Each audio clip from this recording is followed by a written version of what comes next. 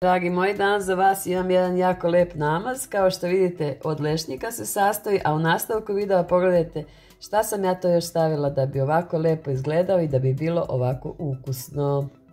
Za ovaj namaz nam je potrebno, kao što vidite ispred mene, pečeni lešnik, jedna šolja ovako, znači jedna šolja, pola šolje biljnog mlijeka, znači bilo koje mlijeko, imate biljno, organski kakao, znači to i agavin sirup.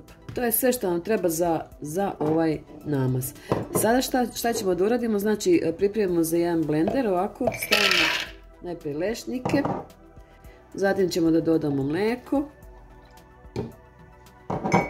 i jednu kašiku ovog kakao organskog, evo ovako, nepunu kašiku. Možete vidjeti stavite više, ali ja baš ne volim tako baš da bude previše, pa će ovako. I treba nam jedna kašika ovog agavinog sirupa. Ako nemate sirup, možete da stavite i med ili bilo koji drugi sirup. Znači, može i to. A ako baš nemate ni to, možete da stavite urme ili datule.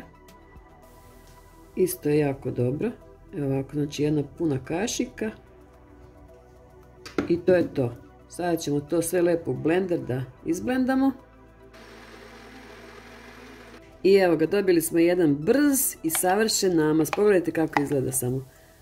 Vidite kako je ekstra. Znači ovo možete upotrijebiti za palačinke, možete ujutro onako sa hlebom, znači na hleb da se maže.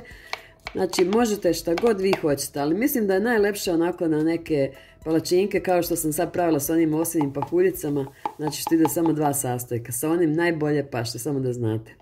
A sada ovo, odmah da kažem na kraju, znači stavimo jednu čistu teglu, nađete jednu čistu teglicu koja ima poklopac, stavite lepu teglicu i možete držati u frižideru do 7 dana. Znači do 7 dana može da stoji ovaj namaz.